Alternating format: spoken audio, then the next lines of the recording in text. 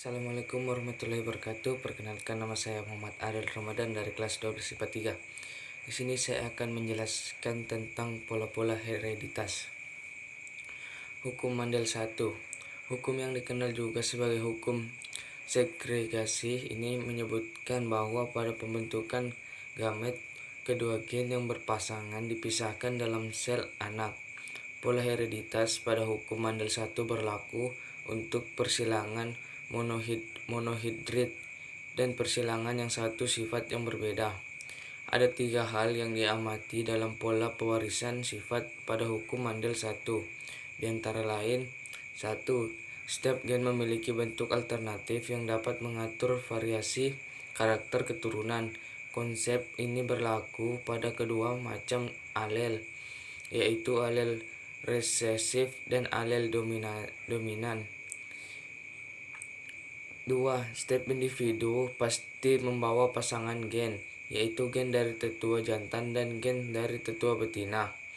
Jika pasangan gen ini berasal dari dua alel yang berbeda, alel yang bersifat dominan akan terekspresikan atau nampak secara visual, sementara alel resesif tidak selalu nampak secara visual, namun tetap mewariskan sifat pada gamet keturunannya.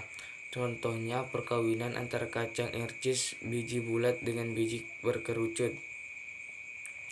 Hukum Mandel 2. Hukum ini dikenal juga sebagai hukum asortasi. Dalam hukum Mandel 2 disebutkan jika setiap gen dapat berpasangan secara bebas dengan gen lainnya. Walaupun bebas, gen yang mengusung satu sifat tidak akan mempengaruhi sifat gen lainnya yang bukan termasuk sebagai alelnya.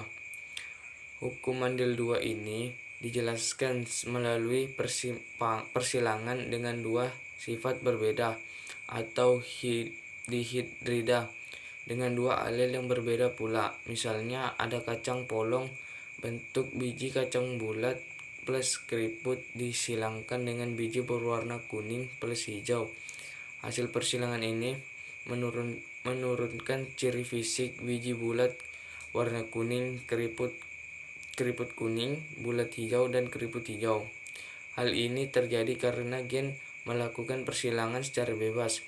Hukum Mandel 2 ini hanya berlaku pada gen yang letaknya berjauhan. Maka dari itu hukum ini tidak berlaku pada persilangan monohidrid.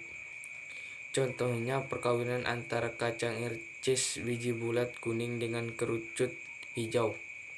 Persimpangan semu hukum Mandel, yaitu terjadinya suatu kerja sama sebagai sifat yang memberikan fenotip berlainan, tapi masih mengikuti hukum-hukum perbandingan genotip dari Mandel.